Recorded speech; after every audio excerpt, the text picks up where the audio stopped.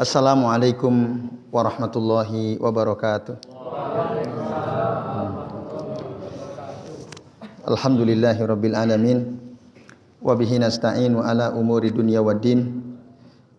Wassalatu wassalamu ala asrafil anbiya'i wal mursalin. Wa ala alihi wa ashabihi wa man tabi'ahum bi ihsanin ila yaumiddin. Asyhadu an la ilaha illallah wahdahu la syarikalah wa asyhadu anna Muhammadan abduhu wa rasuluh. Allahumma shalli wa sallim wa barik ala Muhammad wa ala ali Muhammad kama shallaita wa barakta ala Ibrahim wa ala ali Ibrahim fil alamin innaka Hamidum Majid. Rabbi shrah li sadri wa yassir li amri wahlul 'uqdatam min lisani yafqahu qawli amma ba'du. Bapak-bapak dan ibu-ibu serta jamaah sekalian, rahimani wa rahimakumullah. Semoga kita semua yang hadir di majelis ini senantiasa dirahmati Allah Subhanahu wa taala. Amin ya Allah ya rabbal alamin. Alhamdulillah Bapak Ibu, pada malam ini kita bisa berjumpa kembali ya untuk melanjutkan ngaji kitab tauhid ya alladzi huwa haqqullah 'alal abid yang disusun oleh Syekh Muhammad bin Abdul Wahhab rahimahullah.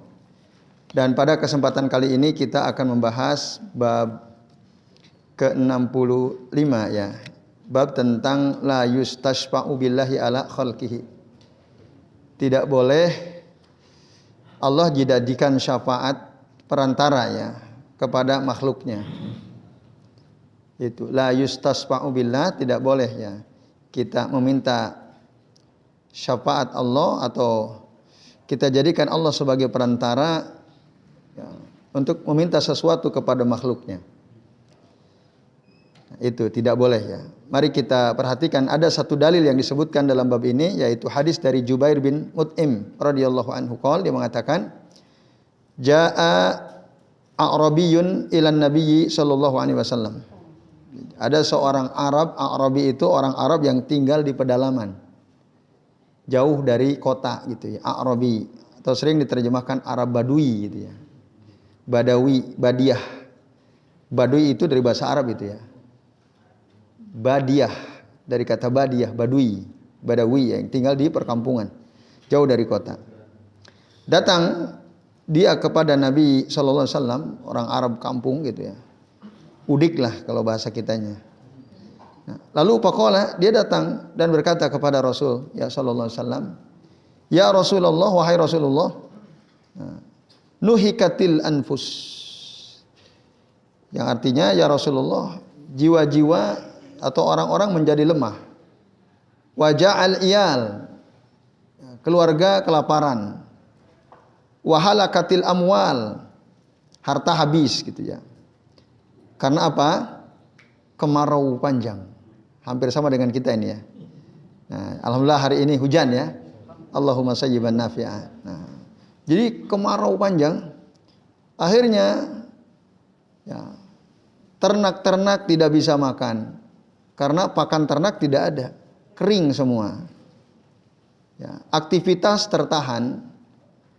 Karena ya unta-unta, keledai dan hewan-hewan tunggangan yang ada ya tidak bisa gerak karena tidak ada bahan makanan ya, karena kering tadi. Maka ya, jiwa-jiwa menjadi lemah, orang-orang lemah, keluarga kelaparan, harta jadi habis. Pastasqilana rabbaka. Nah, maka mintalah hujan untuk kami kepada Tuhanmu. Jadi dia minta supaya Rasul itu agar berdoa kepada Allah agar menurunkan hujan. Fa inna nastasfi'u billahi alaik. Nah, sesungguhnya kami menjadikan Allah perantara kepadamu, wa bika 'alallah, dan kami menjadikan engkau perantara untuk meminta kepada Allah. Faqala an-nabiyyu sallallahu alaihi wasallam, lalu Nabi sallallahu berkata, subhanallah, subhanallah, fama zala yusabbihu hatta urifa dzalika fi wujuhi ashabihi. Rasul senantiasa terus bertasbih sampai nampak ya bahwa Rasul itu enggak senang, itu kelihatan di wajah-wajah para sahabat. Sahabat tahu ini kalau Rasul mengulang-ulang tasbih. Nah, tentang sesuatu yang diingkari oleh beliau. Jadi nampak kelihatan dari wajah-wajah para sahabat. Summa qala, lalu Rasul berkata, waihak, celakalah engkau.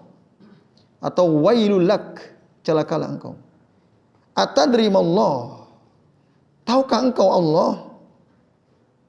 Kamu tahu Allah tidak gitu?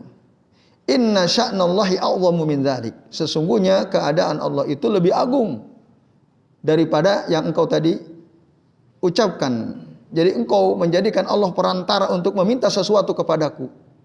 Dia kan mau minta supaya Rasul berdoa kan? Agar Rasul mau berdoa, dia menjadikan Allah sebagai perantara gitu. Ya jelas nggak benar ini. Ya, itu yang disucikan oleh Rasul Sallallahu Alaihi Wasallam. Maha suci Allah, maha suci Allah. Kok Allah dianggap lebih rendah daripada Rasul Sallallahu Alaihi Wasallam? Nah itu. Maka Rasul tegaskan, inna sya'nallahi a'zamu min dzalik. Innahu la yustasfa'u billahi ala ahadin min khalqihi. Sesungguhnya tidaklah boleh Allah dijadikan perantara untuk meminta sesuatu kepada salah satu dari makhluknya. Hadis rawahu Abu Daud. Nah, ini Bapak Ibu dan jamaah sekalian, a'azani Allahu wa iyyakum ajmain. Ini penting ya untuk sama-sama kita pahami. Walaupun mungkin kalau di kita jarang-jarang kayak gini ini ya. Tapi itu pernah terjadi. Jadi menganggap Allah menurut dia bisa dijadikan perantara untuk meminta sesuatu kepada makhluk. Dan ini adalah kemungkaran. Makanya Rasulullah SAW beliau langsung bertasbih, subhanallah, subhanallah, subhanallah. Kenapa? Isti'dhaman lihadil qaul wa inkaran lahu. Ya. Karena ini perkataan orang ini besar sekali akibatnya, dan itu diingkari oleh Nabi sallallahu alaihi wasallam. Sekaligus untuk mensucikan Allah. Jadi ucapan subhanallah tanzihan lillahi azza wajal, amma la yaliku min man ja'alahu syafi'an baina al-khalq wa bainar rasul sallallahu alaihi wasallam. Jadi untuk mensucikan Allah azza wajalla dari sesuatu yang tidak pantas, di mana Allah dijadikan sebagai perantara antara dia dengan makhluk atau dengan Rasul. Nah ini Bapak Ibu dan jamaah sekalian, a'azani Allahu wa iyyakum ajmain. Jadi ucapan tasbih dalam konteks ini adalah tadi untuk mensucikan karena Allah sudah direndahkan. Allah dianggap sama dengan makhluk. Kalau kita menjadikan seseorang sebagai perantara untuk minta kepada Allah, boleh atau tidak? Boleh. Kalau masih hidup. Kita datang kepada seorang yang soleh, orang alim, ya, lalu kita, Pak, tolong, atau Ustadz atau Kiai, tolong doakan saya. Nah itu, supaya, ya, kalau ini kan konteksnya hujan ya, yang lain boleh juga. Supaya usaha saya lancar misalnya, boleh kita minta didoakannya, supaya hutang-hutang saya cepat lunas. Tolong doakan, bantu doa saya. Itu dibolehkan. Ya istisqa bil khalq Allah ya.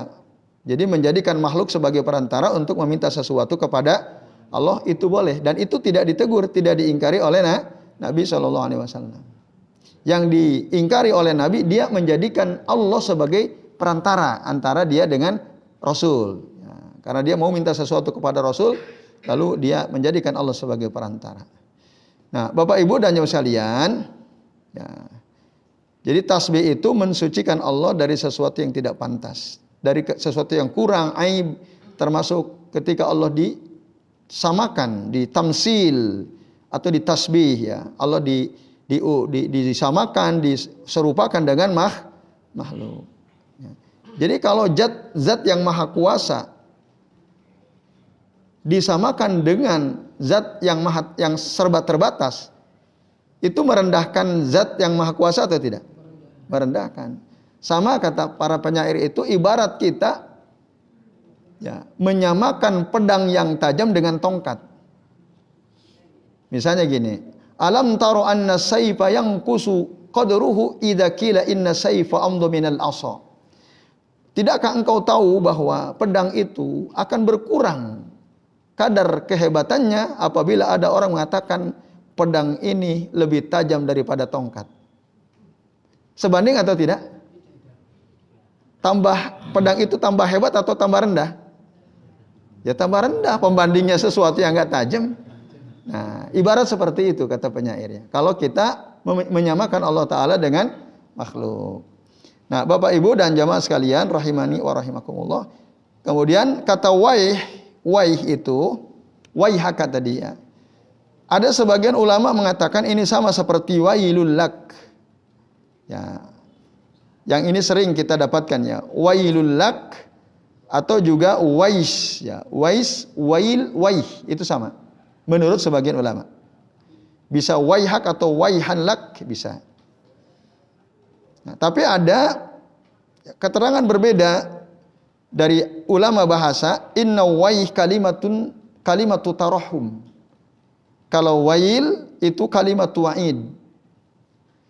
Wail itu adalah kalimat ancaman, celaka engkau. Wailul lil musallin misalnya. Ini menurut keterangan ulama lughah ya. Sementara kalau waih itu adalah kalimat tarahum. Duh kasihan sekali kamu itu. Kira-kira gitu bahasa kitanya. Kalau wailul laka celaka kamu. Kalau waihul lak itu artinya kamu ini kasihan sekali. Karena kebodohanmu itu jadi dikasihani. Itu maka Rasul mengatakan waihak itu menurut keterangan ulama bahasa Bapak Ibu dan sekalian. Nah, ini saya kira penting ya perbedaan ini. Artinya ini atarahamulak. Jadi saya ini kasihan sama kamu. Kenapa Rasul merasa kasihan sama si Arab Badui tadi? Karena dia mengatakan sesuatu yang tanpa ilmu. Itu akibatnya luar biasa gitu. Maka dikasihani oleh Nabi. Maka orang yang tak punya ilmu itu memang perlu dikasihani gitu. Nah, karena ya orang jahil itu harus dikasihani. Karena orang yang jahil itu hidupnya selalu salah ya. Ingin bahagia malah sengsara gitu ya. Ingin selamat malah celaka karena kejahilannya. Nah, ini Bapak Ibu ya, makna waih dengan makna wail ada yang mengatakan sama, ada yang mengatakan berbeda. Nah, kalau sama berarti celaka, kalau beda berarti kalau wailul laka artinya celakalah kamu, kalau waihul laka duh kasihan kamu. Kira-kira kalau kita terjemahkan ke dalam bahasa Indonesia seperti itu ya. Lalu Bapak Ibu dan jamaah sekalian rahimani wa rahimakumullah ya.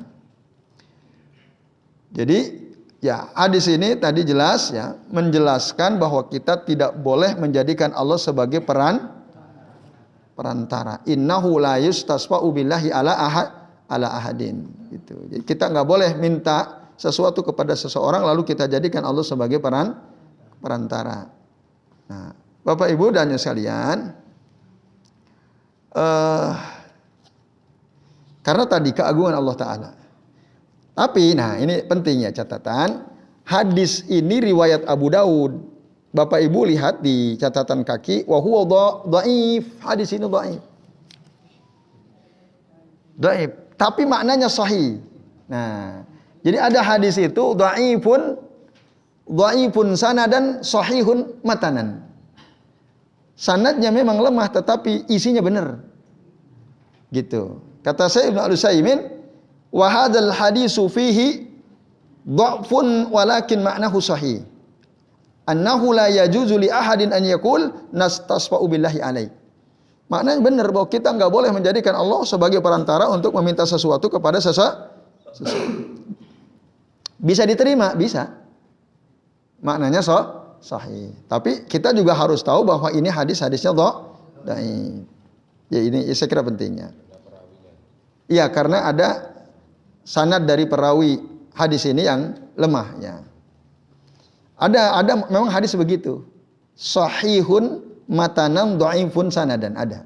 Dan sebagian ulama bisa diterima, apalagi jika ada yang menguatkan gitu ya. Ini penguatnya jelas banyak. Bahwa Allah itu maha agung, Allah itu maha tinggi, Allah maha suci dan seterusnya. Itu banyak dalam Al-Quran kita bisa temukan. Terus bagaimana? Kan ada dalam hadis yang lain ada orang kata Nabi man sa'ala billahi fa'atauhu. Man sa'ala billahi fa'atauhu. Kita udah bahas kayaknya ini hadisnya. Hadis sahih ya. Nah, atau nanti ada juga cerita tentang 3 orang yang diuji oleh Allah Ta'ala itu. Si botak, terus si buta sama si apa? Kusta ya. Si belang. Kan ketika mereka udah kaya, sembuh dari sakitnya, didatangi oleh malaikat. Malaikat minta kan, as'aluka billadzi a'taqal launal hasan. Aku memohon dengan zat yang telah memberimu warna kulit yang bagus. Nah itu gimana itu? Minta sesuatu kepada orang, tapi dengan nyebut nama Allah. Kan tadi sama juga. Kalau ini menjadikan Allah sebagai perantara untuk minta sesuatu kepada orang. Sama tadi. Ya. Kata Nabi, man sa'ala billahi fa'atauhu. Barang siapa ada orang minta sesuatu kepada kita dengan menyebut nama Allah, kasih. Walaupun dia datang di atas kendaraan kuda ya. Kalau sekarang di atas mobil Alphard gitu ya, dia datang minta sama kita. Ya, itu. Dengan nama Allah aku minta sesuatu kepada engkau. Itu kasih. Nah, itu gimana cara mengkompromikan dalil-dalil ini? Nah, bukankah hadis ini menunjukkan bahwa kita boleh minta dengan menyebut nama Allah kepada seseorang? Kalau enggak boleh, enggak mungkin kita diwajibkan untuk memberi kepada orang yang meminta dengan menyebut nama Allah Subhanahu wa taala. Nah, penjelasannya, jawabannya kata Syekh Ibnu Al-Utsaimin, meminta sesuatu kepada orang dengan menyebut nama Allah layak tadi antakuna martabatal mas'ul bihi adna min martabatil mas'ul. Ini tidak ya, berkonsekuensi kedudukan Allah yang dijadikan menyebut nama Allah untuk meminta sesuatu kepada manusia itu tidak otomatis Allah menjadi lebih rendah, tidak. Beda dengan syafaat tadi. Bahkan ini justru menunjukkan bahwa Allah sebagai zat yang disebut oleh dia untuk meminta sesuatu kepada orang lain justru diagungkan. Makanya karena dia mengagungkan Allah Ta'ala, yang diminta harus ngasih. Karena orang itu minta dengan mengagungkan Allah Ta'ala. Beda dengan aku jadikan Allah sebagai perantara untuk meminta sesuatu kepada engkau. Itu berbeda. Tipis memang, hampir sama tapi beda. Ya, kalau ini meminta dengan menyebut nama Allah, kalau tadi menjadikan Allah sebagai perantara. Nampaknya sama tapi enggak beda ya. Kata saya Ibnu Utsaimin, itu tidak sama. Jadi ini Bapak Ibu dan jamaah sekalian rahimani wa rahimakumullah ya. Jadi saya kira itu penjelasan dari hadis ini. Nah, kesimpulannya ada 5 ya. Yang pertama, Bapak Ibu dan sekalian, hadis ini menunjukkan ya, pengingkaran terhadap orang yang mengatakan kami menjadikan Allah sebagai perantara untuk kepadamu ya, untuk meminta sesuatu kepadamu. Itu mungkar ya. Makanya Nabi mengingkari dengan mengucapkan subhanallah itu. Atadrimallah innahu la yustasfa'u billahi ala ahadin min khalqihi. Nah itu. Jadi sekali lagi, kalau ada orang mengatakan aku menjadikan Allah sebagai perantara untuk meminta sesuatu kepadamu, ini adalah kemungkaran. Yang kedua, taghayyuruhu taghayyuran urifa fi wujuhi ashabihi min hadhihi al-kalimah. Perubahan Nabi itu, keadaan Nabi yang tadi dia biasa, Nabi enggak senang, itu diketahui dari wajah para sahabat dengan ucapan ini. Ya, yaitu ucapan apa? Bertasbih tadi. Sahabat ngerti nih, kalau Nabi mengulang-ulang ada sesuatu yang tidak enak ya bagi Nabi SAW. Nah, sehingga kita bisa, andai kata kita hadir di situ, kita lihat wajah sahabat berubah. Nah, karena kalimat nahnu nastasbi'u billahi alaika itu merupakan kalimatun azimatun munkarah, kalimat besar yang mungkar. Lalu yang ketiga, sekalian, Rasul tidak mengingkari perkataan dia, nastasbi'u bika 'ala Allah. Aku menjadikan engkau sebagai perantara untuk meminta sesuatu kepada Allah. Itu benar, hadis sahih ya. Gitu. Yang enggak boleh itu dibalik. Kalau kita menjadikan makhluk sebagai perantara untuk meminta, makhluk yang masih hidup maksudnya, dengan doanya sebagai perantara untuk meminta sesuatu kepada Allah, ini boleh ya. Tidak diingkari. Nah itu. Wa hadza yadullu ala jawazi dzalika. Maka ada kaidah yang berbunyi idza jaa fin nususi dzikru asya fa ankara ba'daha wa sakata an ba'din dalla ala anna ma lam yunkir fa huwa haqqun. Jadi apabila ada dalil disebutkan sesuatu dalam dalil tersebut lalu diingkari, sebagian diingkari, sebagian didiamkan, ini menunjukkan yang tidak diingkari berarti sesuatu yang benar. Boleh. Ya contohnya ini, Nabi tidak mengingkari ketika dia mengatakan nastasfi'u bika 'alallah. Itu tidak diingkari. Tapi ketika dia ngomong nastasfi'u billahi alaik, itu diingkari. Nah, berarti yang nastasfi'u bika 'alallah itu benar. Karena tidak diingkari oleh Nabi sallallahu alaihi wasallam. Ibnu Al-Utsaimin memberikan contoh ya. Dalam Al-Qur'annya contoh yang hampir mirip gitu ya. Nah, misalnya sebutkan dalam surah Al-A'raf ayat 28. Nah, atau dalam surah Al-Kahfi ayat 22 ya. Ya, saya kira itu contoh-contoh lain ya yang Bapak Ibu bisa buka sendiri dalam dua surah yang saya sebutkan. Kemudian yang keempat sekalian, ya, peringatan terhadap tafsir subhanallah. Ya. Itu ya. Yang keempat, at-tanbih ala tafsiri subhanallah. Kenapa? Karena perkataan inna sya'nallahi a'zam. Ini menunjukkan bahwa Allah itu harus disucikan dari segala sesuatu yang bisa menafikan keagungan Allah Azza wa Jalla. Allah Azza wa Jalla. Dan yang terakhir sekalian, innal muslimina yas'alunahul istisqa. Bahwa saya kaum muslimin dulu meminta hujan ya kepada Allah Ta'ala dengan doa Nabi. Jadi kaum muslimin meminta Nabi untuk berdoa agar beliau meminta hujan kepada Allah Subhanahu wa ta'ala. Wa hadza fi hali hayatihi. Dan ini ketika Rasul masih hidup. Setelah beliau wafat tidak boleh. Ya. Wa amma ba'da wafatihi falam yakunu yaf'alunahu. Enggak ada satupun sahabat ketika Rasul sudah wafat datang kepada kuburan Nabi lalu minta-minta sama Nabi, dijadikan mayat atau jenazah Nabi sebagai syafaat itu, sebagai perantara, enggak. Nah, ini penting karena di Indonesia ini banyak gitu. Orang-orang yang menjadikan orang yang sudah mati sebagai perantara, termasuk kuburan Rasul, termasuk kemuliaan jahun Nabi sallallahu alaihi wasallam.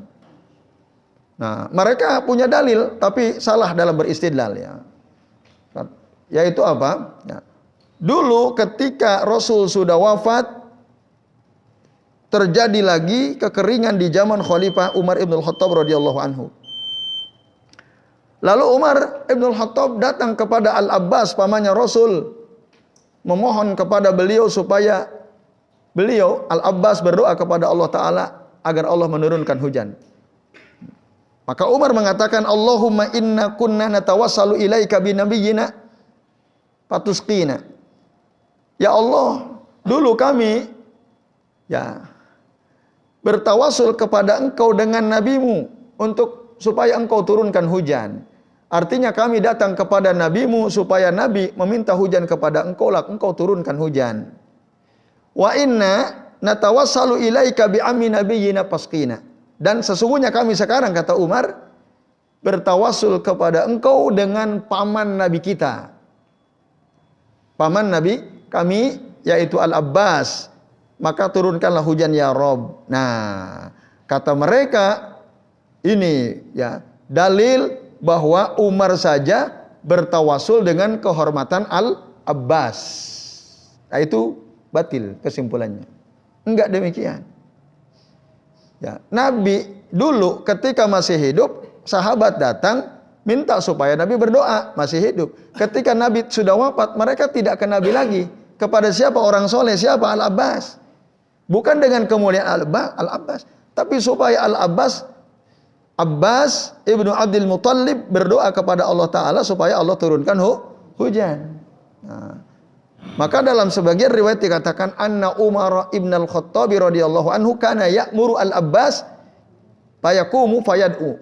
Umar ibn al-Khattab ya menyuruh Al-Abbas, meminta Al-Abbas untuk berdiri dan berdoa. Beliau berdoa, minta hujan kepada Allah Subhanahu wa ta'ala. Itu Bapak Ibu. Bukan karena kemuliaan Abbas, ya Allah dengan kemuliaan Abbas bin Abdul Muthalib turunkanlah hujan untuk kami. Lah, nggak ada.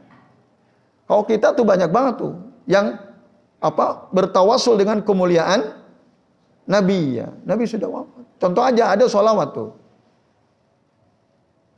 Ya Rabbi bil Mustafa baligh maqasidana waghfir lana ma madha ya wasi'al karami. Pernah dengar enggak sholawat ini? Pernah dengar? Kalau di kampung-kampung ini sholawat andalan. Setiap kali habis pengajian baca ini bareng-bareng gitu, diulang-ulang. Ini enggak boleh gitu. Apa artinya? Karena menjadikan Rasul yang sudah wafat sebagai perantara. Ya Rabbi bil Mustafa. Gitu. Duhai Tuhanku dengan keagungan Al-Mustafa yaitu Rasul, baligh maqasidana. Maka sampaikanlah ya, kepada tujuan-tujuan kami, apa-apa yang ingin kami inginkan. Termasuk sholawat Badar. Itu di situ ada masalah itu. Salatullah salamullah ala yasin habibillah. Salatullah salamullah ala toha rasulillah. Tawassalna bibismillah wa bil hadi rasulillah wa kulli mujahidillillah bi ahlil badri ya Allah. Ini masalah. Bermasalah Bapak. Tapi hampir seluruh orang di Indonesia hafal ini, betul nggak? Panjenengan hafal tidak?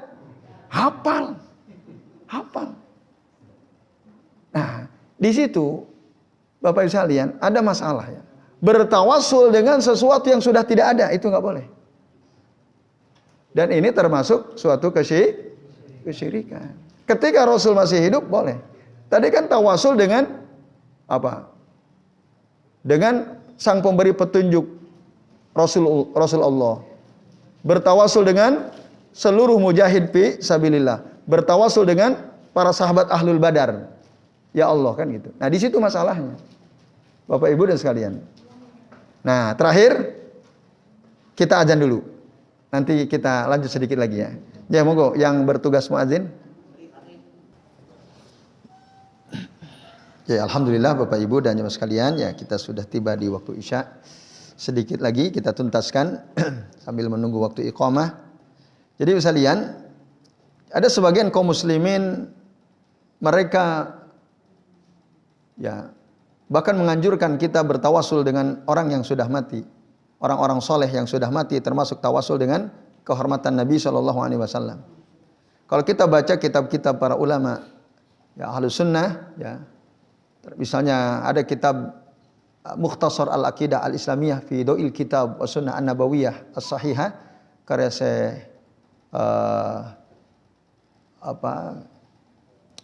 Muhammad bin Zamil Zainu ya rahimahullah.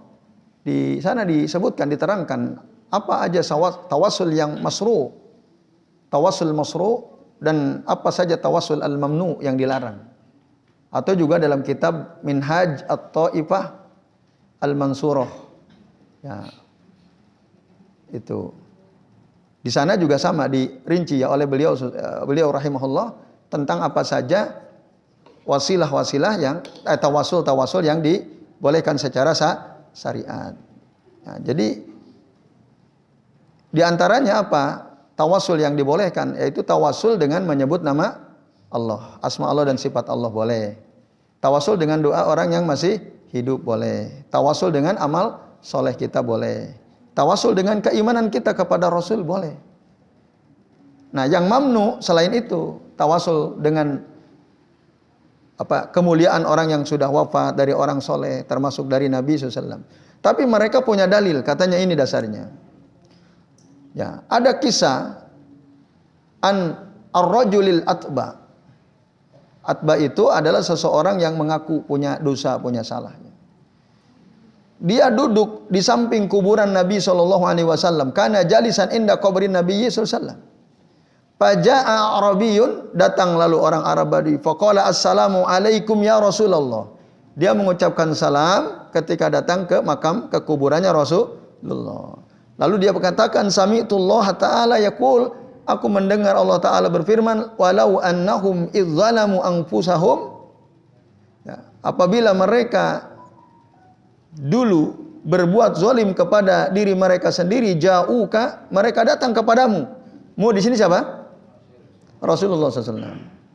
Fastaghfarullah, mereka memohon ampun kepada Allah, wastaghfara lahumur rasul, dan Rasul pun memohonkan ampun untuk mereka, la wajadullaha tawwabar rahima, dan pastilah mereka mendapatkan Allah itu maha penerima taubat dan maha penyayang. An-Nisa ayat 64.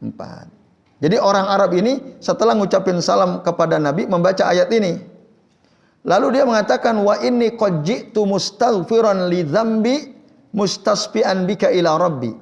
Dan sungguh aku datang, ya, untuk memohon ampun atas dosa-dosaku, menjadikan engkau sebagai perantara kepada Tuhanku.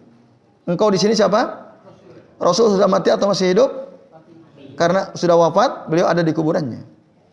Setelah itu dia bersenandung. Summa ansa ayakul, ya. Dia membaca syair. Siapa yang baca syair ini? Ya, si orang Arab Badui tadi. Nah, dia mengucapkan syair, ya khaira man dufinta bil qa'i a'dhamuhu, katanya. Wahai sebaik-baik orang yang dikebumikan di lembah ini. Ya, yang paling agung. Fataba man min tayyibihinnal qa'u wal akam. Nah, itu kata si orang ini. Maka menjadi harumlah, ya, lembah ini dan gunung-gunung. Karena apa? Karena keharuman Nabi SAW. Nafsil fida'u li qabri anta sakinuhu, kata dia. Diriku ini menjadi apa? Tebusan bagi kuburan yang engkau tinggal di dalamnya. Engkau itu maksudnya Rasulullah. Fihil afafu wa fihil judu wal karam. Nah, katanya gitu. Di dalamnya ada, ya, penghuninya itu Rasul al-afaf, ya. Al-afaf itu yang di dalamnya terdapat kehormatan, wa fihil judu wal karam, dan di dalam kuburan ini ada kedermawanan, kan, ada kemuliaan. Itu. Akhirnya apa yang terjadi? Summan sorof. Si Arab Badui ini pergi. Qala ar-rajul, ya, al-Utbah tadi, laki-laki yang tadi dia menyesal atas dosa-dosanya itu pun, pagolabatni aini, aku ngantuk, tertidur gitu, ya. Faru'aitun nabi fi naum, aku melihat Nabi dalam tidurku sallallahu alaihi wasallam, ya. Faqal, lalu beliau berkata kepadaku, ya Utbah, wahai orang yang tadi mengaku, ya, salah tadi, ya. Utbah itu i'tiraf bil khata', ya. Itu yang kami dapatkan, ya, keterangan al-Utbah itu maksudnya. Basyir al-a'rabi anna Allah qad ghafara lahu.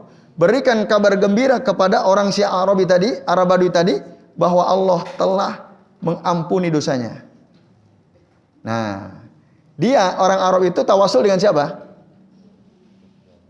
Dengan Rasul yang ada di kuburan. Diampuni nggak dosanya? Katanya diampuni, kan? Diampuni. Yang ngomong itu siapa? Orang yang tadi duduk di dekat kuburan Nabi lalu tertidur mimpi ketemu Nabi. Kan itu. Itu dalilnya. Kata mereka itu dalilnya. Nah, Bapak Ibu dan jamaah sekalian, ini dalil dari mana? Nah, gitu, ya. Itu ngarang-ngarang aja ente, gitu kan. Ya, ini hati-hati. Jangan ngarang-ngarang. Ternyata ini disebutkan, ya, dalam kitab, ya, namanya kitab Asy-Syamil, karya seorang tokoh namanya Asy-Syaikh Abu Mansur As-Sibag. Jadi ada tokoh namanya Abu Mansur As-Sibag, dia menulis kitab judulnya Asy-Syamil, lalu dia bercerita tentang cerita ini. Padahal ini hadis, ya, fahadhihi riwayah batilah la sihatalah. Ini riwayat batil, ya, enggak bener. Sahibuha majhul, yang nyeritain aja enggak jelas orangnya siapa tadi, enggak dikenal. Ya, dinukil dari orang-orang majhul yang tidak dikenal. La yumkinu an ya sih. Hadis majhul kok dijadikan dasar. Tapi memang itulah syiarnya ahlul bidah.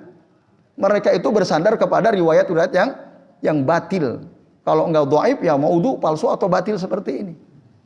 Nah, ini Bapak Ibu dan sekalian, itu enggak benar gitu. Enggak benar. Andai kata ini dibenarkan, pasti para sahabat ketika minta sesuatu kepada Allah, mereka akan datang ke kuburan Nabi tawasul di sana. Ada enggak riwayatnya? Enggak ada satupun. Karena emang itu enggak benar gitu. Nah, ini ya Bapak Ibu dan jamaah sekalian. Jadi kalau sudah wafat ya sudah. Mereka ya sibuk dengan urusannya sendiri. Udah. Jadi kalau kita mau mintalah sama Allah, atau boleh minta tawasul dengan doa orang yang masih ya dibolehkan. Tapi kalau sudah wafat ya sudah. Tapi ini ya dijadikan dasar oleh mereka gitu. Nah, ini ya, jadi hati-hati sekalian. Jadi kalau enggak ada dasar enggak usah lakukan. Seperti banyak di share itu, baca surah Al-Fil 11 kali itu ya. Untuk membantu orang Palestina katanya. Pernah dapat enggak? Enggak dapat. Ada ya, di share sama orang-orang di share itu ya. Itu enggak benar ya, enggak benar. Enggak ada dasarnya. Ya, kalau kita minta supaya Allah tolong orang Palestina, langsung saja berdoa, ya Allah tolonglah orang-orang Palestina, kaum muslimin yang ada di Palestina. Berikan mereka kekuatan, kesabaran, menangkan mereka. Udah, enggak usah baca Al-Fil dulu 11 kali. Dari mana ente kok nyuruh baca 11 kali? Kalau kunut nazilah itu gimana? Kalau kunut nazilah boleh. Iya, itu jelas ya. Para ulama semua sepakat dibolehkan kunut nazilah ketika kaum muslimin dalam tekanan orang-orang kafir. Nah, ini Bapak sekalian ya. Jadi riwayat ini tadi batilah la sihatalah. Jadi saya kira ini alhamdulillah tuntas sudah ya pembahasan bab yang ke-65. Baik, sebelum diakhiri, apakah ada di antara Bapak Ibu yang mau bertanya? Sudah jelas? Jelas ya? Ya, monggo. Ya, silakan. Ya. Assalamualaikum warahmatullahi wabarakatuh. Waalaikumsalam warahmatullahi wabarakatuh. Ini ada yang namanya rumah tangga, tentu tidak selamanya itu baik. Tentu ada yang namanya percekcokan dalam rumah tangga. Ya. Setelah begitu akhirnya berjalan kira-kira 25 tahun, ini sudah punya anak, bahkan dia punya cucu. Setelah begitu dia sering namanya cekcok ke hampir tiap hari. Dia mengatakan kalau kamu saya cerai dengan istrinya. Ya. Hampir setiap hari itu mengatakan kamu saya cerai karena kamu suka dengan orang lain. Setelah begitu akhirnya dia tetapi dia itu tetap masih melakukan hubungan suami istri. Ya, padahal suaminya sering ngomong kamu saya cerai gitu ya. Iya. Iya. Talaknya jatuh enggak itu? Iya. Nah, ini. Terus kalau untuk memang talaknya jatuh itu kalau yang tetap kembali lagi itu kira-kira bisa nggak? Iya. Ya, baik, terima kasih. Baik, terima kasih Pak Zuhri ya. Jadi ini bahaya itu kata-kata saya cerai kamu. Bersyarat atau tidak? Enggak kan? Dia mengatakan saya cerai kamu gitu kan? Nah, itu kan kalimatnya tak bersyarat. Berarti ya jatuh talak itu. Kalau dia sadar tidak dalam keadaan mabuk gitu ya, dia bilang saya cerai kamu, ya jatuh itu talak misalnya.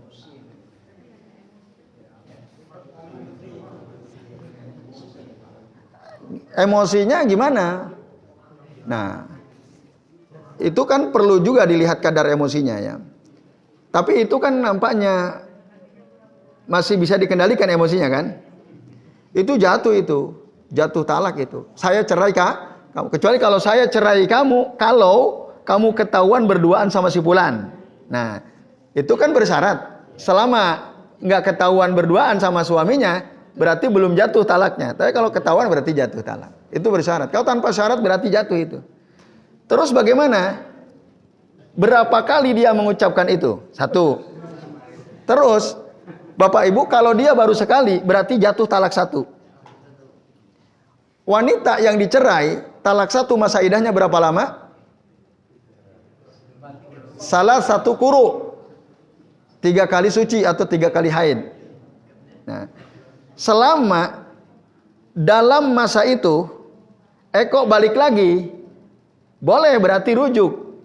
Rujuk itu kan bisa bil kinayah, bisa bisoroha ya. Soroha itu terang-terangan, aku mau rujuk gitu ya. Tapi nggak tahu dia sadar nggak kalau dia sudah mencerai istrinya, kan itu masalahnya kan. Sebenarnya itu sudah cerai itu. Tapi bisa rujuk dengan kinayat atau dengan bahasa tindakan. Ketika dia udah ngomong saya cerai kamu, 2 malam kemudian istrinya dideketin. Akhirnya dua-duanya mau. Berarti rujuk tuh. Udah rujuk tuh. Selama itu dilakukan belum 3 kali suci, berarti masih boleh kan? Otomatis rujuk itu. Ketika istrinya mau rujuk.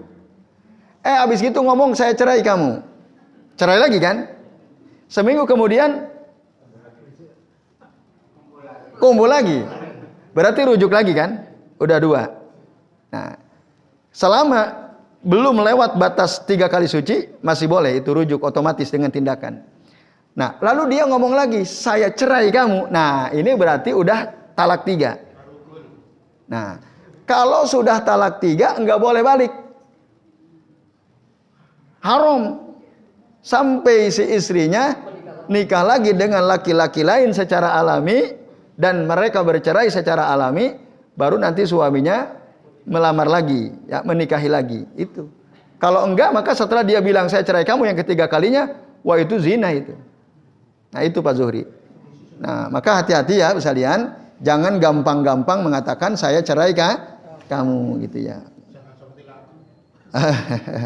Ya itu Pak Zuhri yang kami pahami ya dari penjelasan para ulama ya, termasuk dari kitab Sahih Fiqh Sunnah ya, karya saya Abu Malik Kamal bin As-Said Salim hafizahullah taala.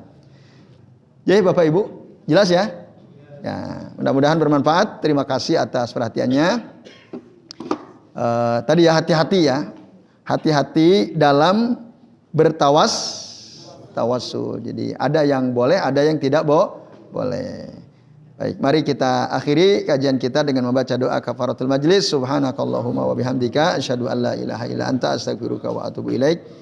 Wassallallahu ala Muhammadin wa ala alihi wa sahbihi wa baraka wa sallama alaihim ajmain. Billahi taufiq wal hidayah. Wassalamualaikum warahmatullahi wabarakatuh.